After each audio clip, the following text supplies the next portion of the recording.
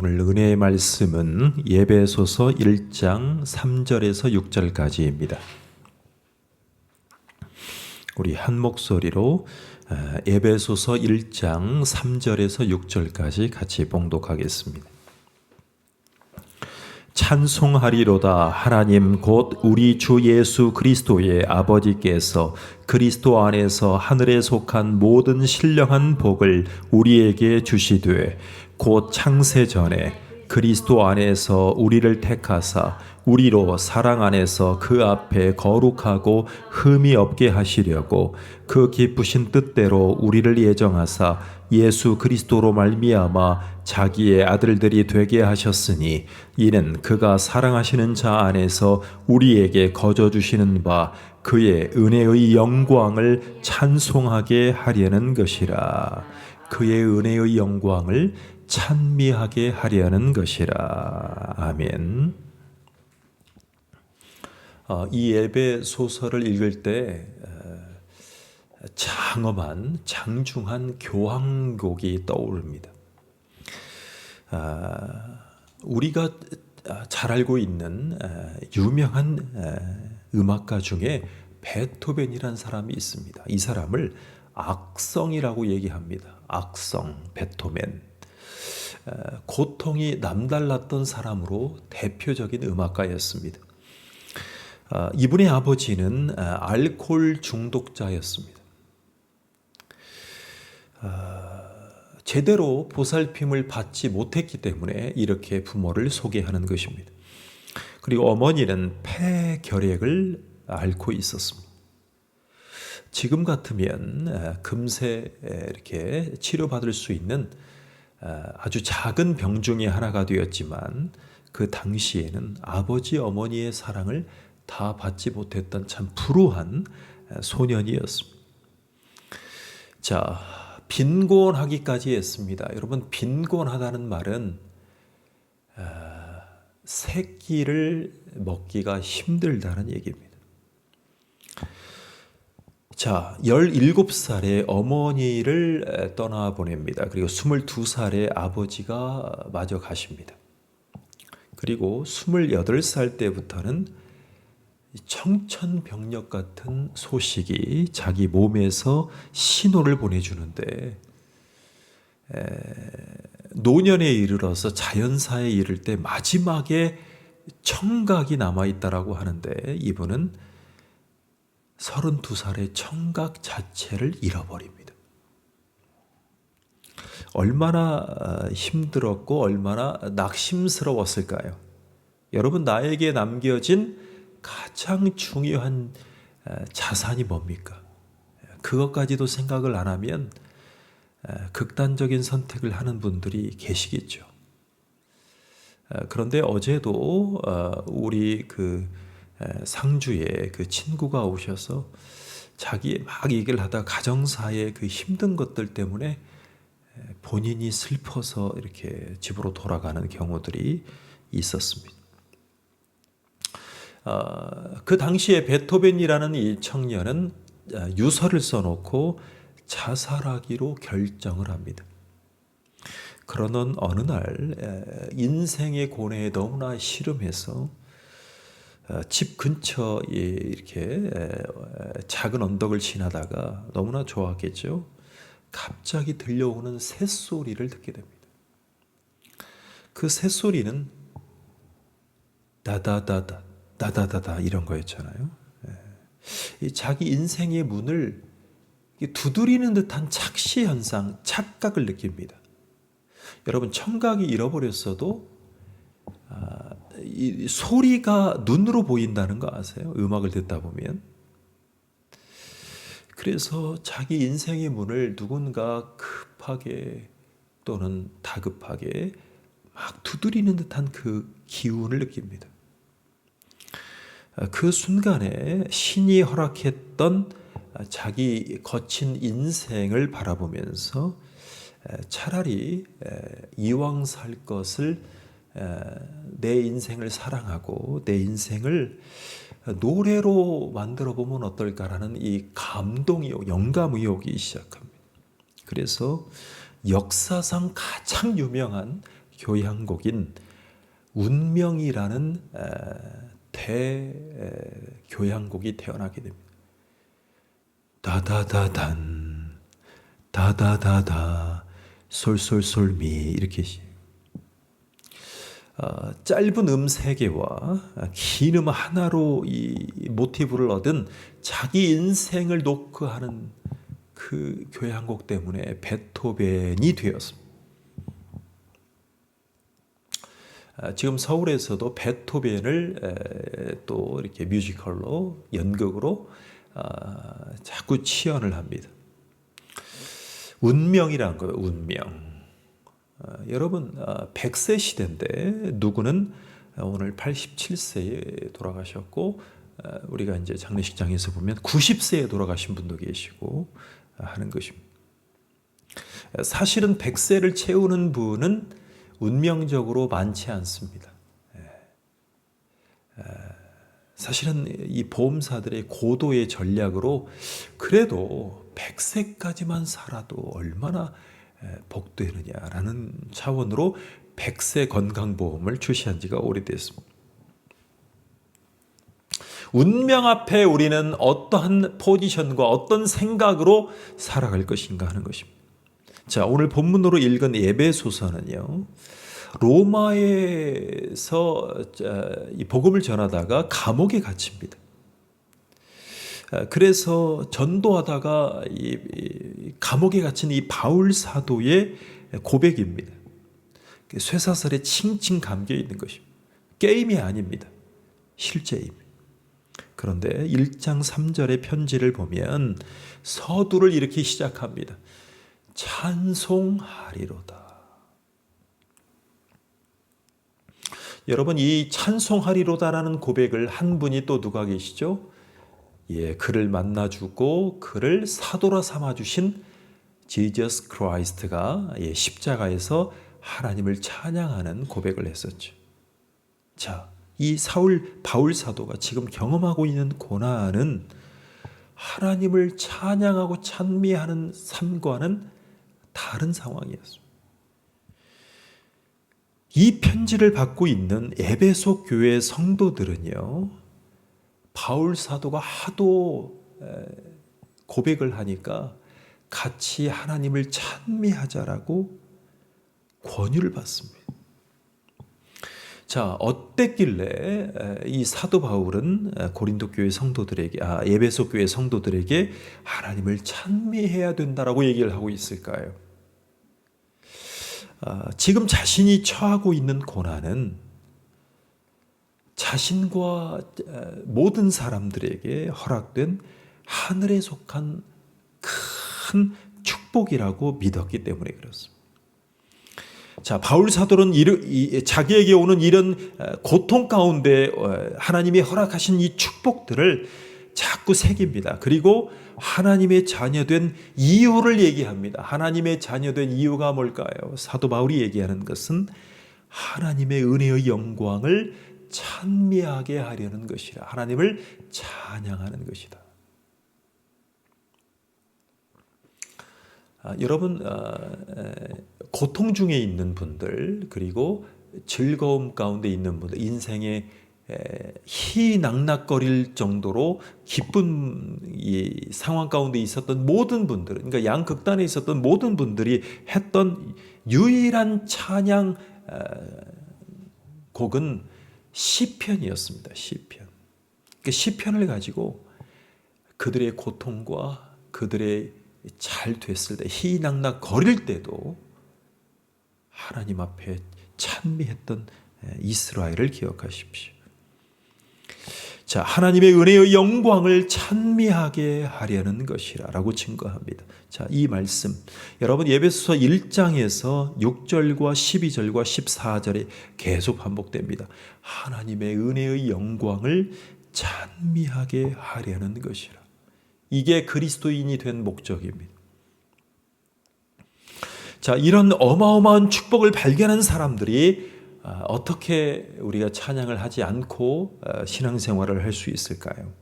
여러분, 저번 주에 아주 우리나라로서는 참 귀한 애국자가 돌아오셨습니다. 그의 이름은 황기환이라는 애국지사입니다. 자, 한 5년 전쯤에 우리나라를 일본 제국으로부터 지켜내기 위해서 자기가 가지고 있는 신분으로 열심히 독립운동을 도왔던 사람이 있었습니다. 그러니까 이제 선교사님들을 도우면서 100년 전에 했던 황기환 지사님. 근데 이분이 했던 그 항일 운동이, 구국 운동이 드라마로 만들어집니다. 그 드라마가 미스터 선샤인입니다. 미스터 선샤인. 드디어 한국 땅에 돌아오셨어요. 제가 성남공항에서 그 비행기로 이렇게 유해를 맞이하고 그 유해의 예를 갖추는 모습을 통해서 보니까 우리나라를 구했던 아주 중요한 인물입니다. 그는 인생이 참 기구한 나머지 당시 미군이 되었습니다. 미군으로서 한국인의 국적이 아니었기 때문에 일본인들이 한국인들만큼 함부로 하지 못했음에도 불구하고 수많은 어려움 가운데 결국에는 선교사님들과 그리고 항일 우리 애국지사들을 도우면서 같이 역할을 했던, 그래서 미스터 선샤인, 그러니까 아주 젠틀한 빛이 보이는, 그러니까 우리 한국 땅에 빛을 선물해 준 애국지사였습니다. 여러분, 그런 분들이 많아져야 되지 않겠습니까? 신앙적으로. 자, 그런데 오늘 본문에서 바울 사도가 같은 이야기를 하고 있습니다. 땅의 보화와 비교할 수 없는 하늘에 속한 영적인 축복들 말입니다. 여러분, 예수를 믿을 때는 하늘에 속한 이 영적인 보화들에 대해서 이 마음이 동해야 예수를 믿을 수 있어요. 영적인 축복들에 대한 비전과 믿음이 있기 때문에 하나님을 찬미하고 고통 중에도 하나님을 찬미하자라고 고백할 수 있는 것입니다. 여러분, 우리가 오늘 새벽에 발인 예배를 드리고 왔지만 발인 예배에 참여한 가족들이 3분의 1은 밖에서 예배를 거부했죠. 예배를 거부하면서 그들의 마음, 집안 어른들과 집안 후손들의 마음을 헤아려 보셨습니까? 여러분, 추도 예배, 발인 예배, 입관 예배, 장지 예배, 많은 예배를 드리죠. 어려움 당한 가족들을 위해서. 그런데 왜 하나님의 말씀에 대해서 갈급함이 없을까요? 왜 복도에서 예배가 끝나기만을 기다릴까요? 다행히 오늘 같은 경우에는 문이 열려져 있어서 식구들이 듣긴 했을 것입니다. 그러나 그들의 마음을 헤아려야 됩니다. 어제도 가족들이 다 계신 자리에서 예수님을 믿는 분들이 아주 적기 때문에 불교의 절에 유해를 모시고 제사 때마다 찾아뵙고 그렇게 부모님을 극진히 공양을 해야 된다는 주장이 갈렸습니다. 가만히 듣다가 제가 다가갔습니다. 가서 듣다 보니까 물론 이전에도 계속 그거에 대해서 이제 어떻게 할 것인가 고민하고 기도하다가 갔습니다만 대화가 약간 격해졌을 때, 막 싸우기 일보 직전이었을 때 다가갔습니다. 식구들에게 다가가서 가만히 보니까 왜 절간에다가 모시자고 하는지가 가족들이 보이기 시작합니다. 사실은 문제가 단순했어요. 그동안은 첫째, 둘째, 셋째 아드님이 이렇게 해오고 저렇게 해오고 해서 어머니가 잘 모셔지고 요양원에서도 계실 수 있고 케어를 받을 수가 있었어요. 그런데 소천하시면서 이제 부모님이 운명하시면서 부모님의 이후의 가족들과의 관계를 어떻게 설정할 것이냐. 그 문제가 사실은 살아생전에도 대두됐던 문제입니다. 자, 그러니까 이런 문제예요. 표면적으로는 아드님들이 모시거나 이렇게 안고 가기가 불편하신 거예요. 근데 그 불편하다는 것을 밑에 사람들이 왜 오빠들이 그렇게 하지 못하느냐고 비난하면 대화가 안 됩니다. 위의 아들들은 왜 동생들이 부모님을 이렇게 할 수 있도록 니네들이 더 이렇게 우리들을 지원해주고 경제적인 것을 떠나서 포함해서 해주고 이 아들들의 이 위신을 자꾸 세워주면 되는데 그게 부족한 거예요. 그러니까 서로 어떤 가정이든 서로 알력 싸움 때문에 서로 위신을 세우지 않은 서운함 때문에 힘들어질 수 있습니다. 가만히 들어보니까 막내 형님은 큰 형님이 이렇게 함께 모여서 식사도 차려주시고 같이 제사하기를 원하시는데 그거를 말씀드리면 받아주시기가 좀 힘들 것 같은 분위기 때문에 본인이 먼저 절해 보시자라고 화두를 꺼냅니다. 그럼 이때 어떻게 해야 될까요? 이때는요, 이제 우리 사모님이 옆에서 자꾸 얘기하셨죠. 오빠, 그동안 내가 열심히 기도했어. 우리 자손들을 위해서 열심히 기도했어. 그리고 어머니가 그렇게 유언했어. 제사도 없애고 예배도 드리고 화목하게 지내라고 얘기를 했어. 안 된다는 거예요. 안 돼요. 안 된다는 거예요. 유언은 유언이고 나는 그렇게 하는 것이 좋겠다라고 입장을 견지하는 것입니다. 양쪽이 어떤 면에서는 다 틀렸다고 볼 수가 없습니다. 어떤 면에서 양쪽이 다 맞다고도 할 수 없습니다. 이럴 때는 잘 해결된 한 가지 방법이 생겼습니다.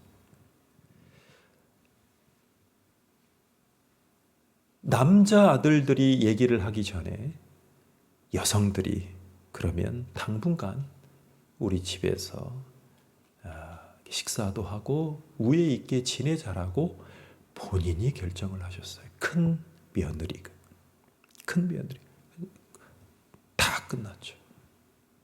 사실은 남성들의 역할보다 여성들의 역할이 어떨 때는 키가 될 때가 있어요. 물줄기가 될 때가 있어요. 근데 우리가 이제 시간을 벌은 거예요. 다시 절간에 모셔야 될 그 마음에 시간을 벌은 거죠.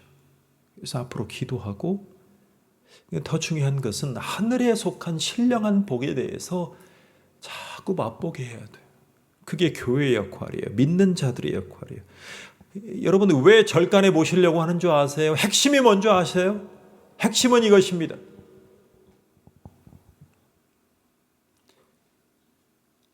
자손들의 공양을 통해서 지극정성의 선행과 부모에 대한 희생을 통해서 공양을 통해서 부모님이 귀신의 영으로 이 제사상에 오셔서 자녀들에게 복을 물어다 주기를 바라는 공노의 마음. 이 공노의 마음이 선행으로 도덕으로 돈으로 갈 수 없는 하나님의 나라와 맞닿아 있습니다. 그러니까 복음이 들어가려면 하늘에 속한 신령한 영적인 복들이 얼마나 귀한 것인가를 경험하고 자기의 선행이나 자기의 공양으로 부모님을 편하게 해드리거나 부모님이 귀신의 영을 빌어서 축복을 가져다 줄 수 없음을 알게 하는 것이 복음입니다. 그래서 그리스도인들 공동체가 찬미하고 우리를 위해서 준비하신 영적인 축복들을 우리가 무엇인지를 정확하게 인지를 해야 돼. 자, 첫 번째. 여러분, 성부 하나님의 축복이에요. 성부 하나님. 여러분, 하나님 아버지가 우리에게 얼마나 축복을 주실까요? 여러분, 하나님 아버지는요, 우리를 선택하신 적이 있어요. 우리를 선택하셨어요. 그리고 우리를 자녀로 삼아주셨어요. 이것을 양자로 삼아주셨다라고 얘기를. 창세전부터 우리를 선택하셨잖아요. 그리고 우리를 정하셨어요. 자, 귀신들도 믿고 떱니다. 하나님은 한 분이신 줄을 믿느냐? 귀신들도 믿고 떠느니라. 여러분, 하나님이 우리를 선택하시고 정하셨기 때문에 하나님의 자녀답게 하셨다는 거예요. 자, 우리는 죄로 인해서 하나님의 자녀일 수 없었습니다. 그런데 은혜로 자녀가 되었습니다. 그래서 모든 그리스도인들, 예수를 믿는 사람들은 양자의 은혜를 누리게 되었어요. 양자. 그게 4절 5절이에요. 한번 읽어볼까요? 시작. 곧 창세전에 그리스도 안에서 우리를 택하사 우리로 사랑 안에서 그 앞에 거룩하고 흠이 없게 하시려고 그 기쁘신 뜻대로 우리를 예정하사 예수 그리스도로 말미암아 자기의 아들들이 되게 하셨으니 그랬습니다. 자, 우리를 성부 하나님의 자녀로 삼기로 창세 이전부터 선택하시고 계획하셨다. 우리는 영적인 존재입니다. 불교도 제사도 영적인 행위입니다. 그러나 우리를 창세 이전부터 선택하시고 계획하신 하나님 아버지의 마음을 아시길 바랍니다. 자, 성자 예수님, 성자 하나님의 축복이 있다는 거 아십니까? 여러분, 성자 예수님은 어떤 축복을 주셨을까요? 자, 예수님이 우리 가운데 오셨어요. 우리의 목숨을 예수님의 목숨값으로 구원해 주셨어요. 그것을 구속해 주셨다라고 얘기를.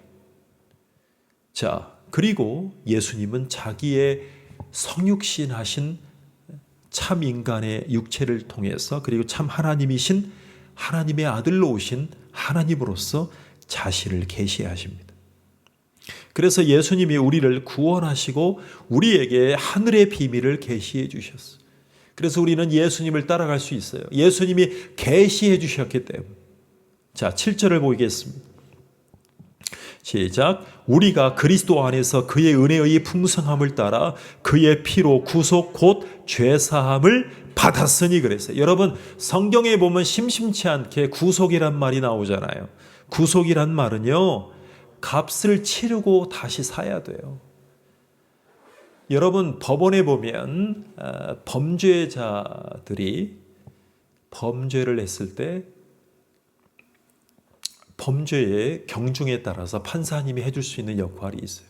이분은 구치소와 교도소에 영치하고 재판을 하는 것보다는 일단은 풀어주고 재판을 하게끔 하자. 그것이 보석제도죠. 보석제도예요.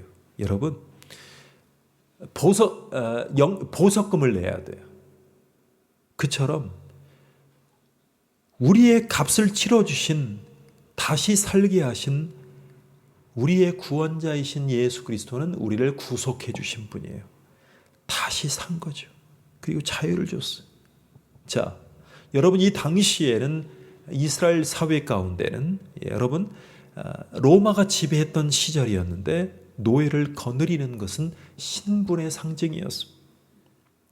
자, 그때 정복지에서 잡혀온 노예들이 고가로 거래되기 시작합니다.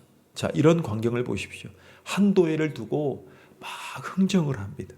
그때 비싼 값을 치르고 그 노예를 산 다음에 자유를 얘기합니다. 자유를 선포해 줍니다.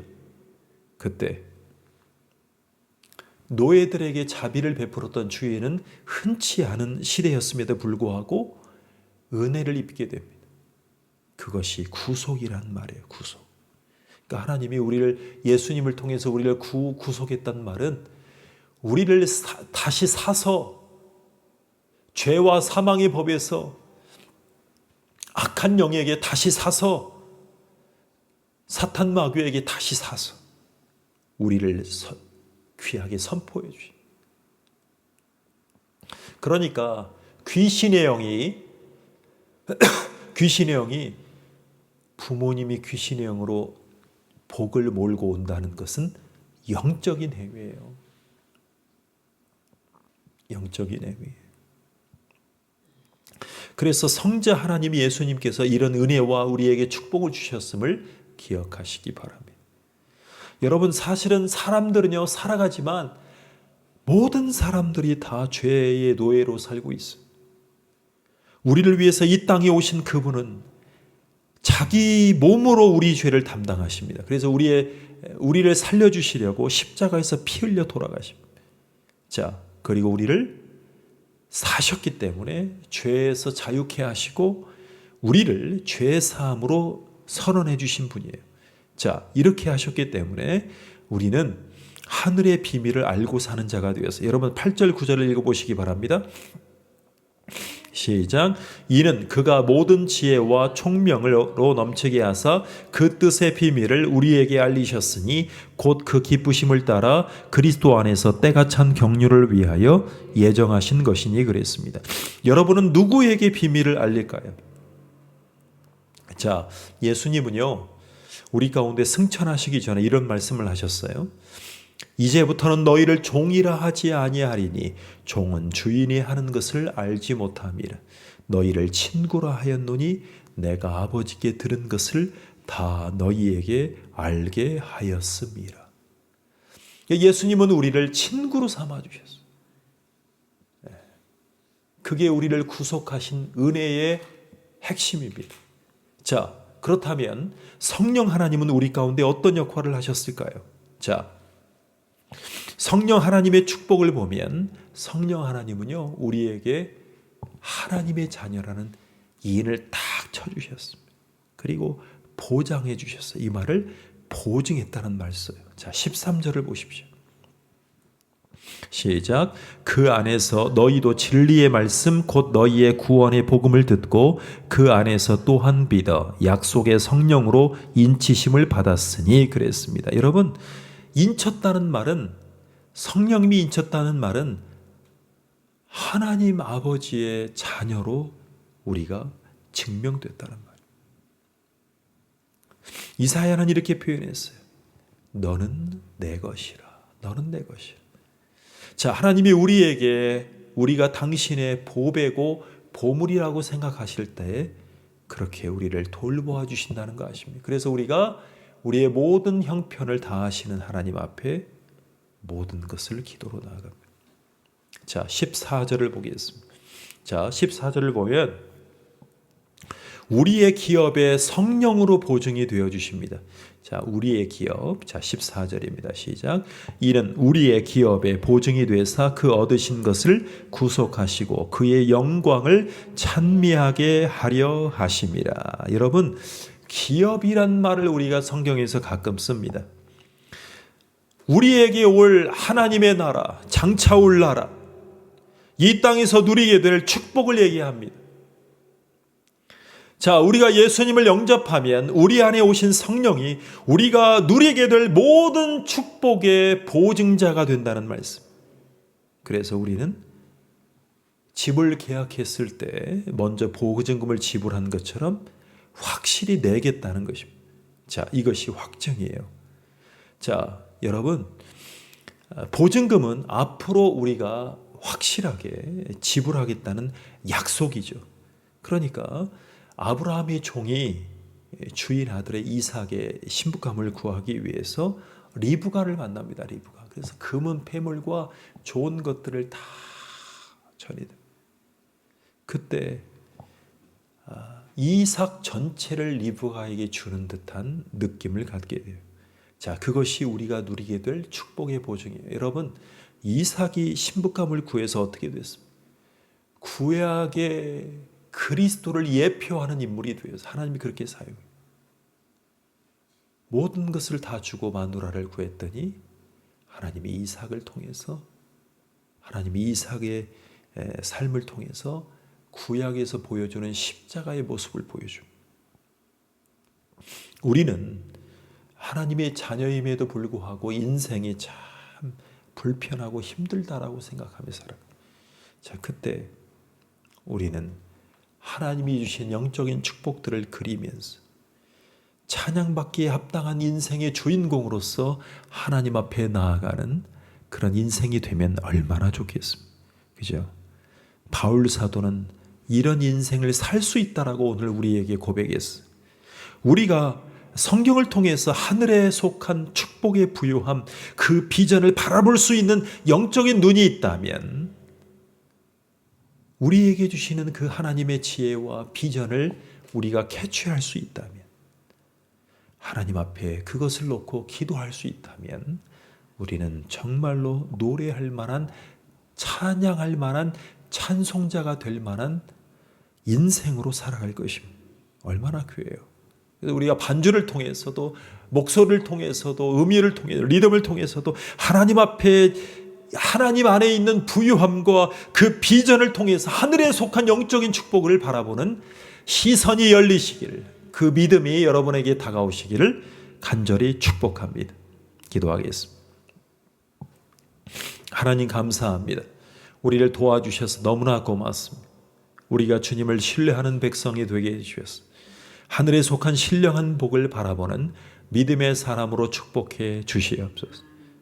하나님 너무나 감사합니다. 하나님의 우리를 인도해 주셨으니, 우리를 도와주셨으니 너무나 감사합니다. 주님을 영광스럽게 찬미하는 당신의 백성 삼아 주시옵소서. 예수님의 이름으로 기도하옵나이다. 아멘. 지금은 우리를 구원하러 오신 성자 하나님의 은혜와 우리를 사랑하셔서 태초부터 우리를 정하시고 선택하신 하나님 아버지의 사랑하심과 우리를 위로하시고 우리에게 가르쳐 주시는, 그래서 예수님의 말씀을 생각하게 하시는 성령 하나님의 은혜가 여기 계신 모든 영혼들을 위해 영원토록 함께 계실지어다. 아멘.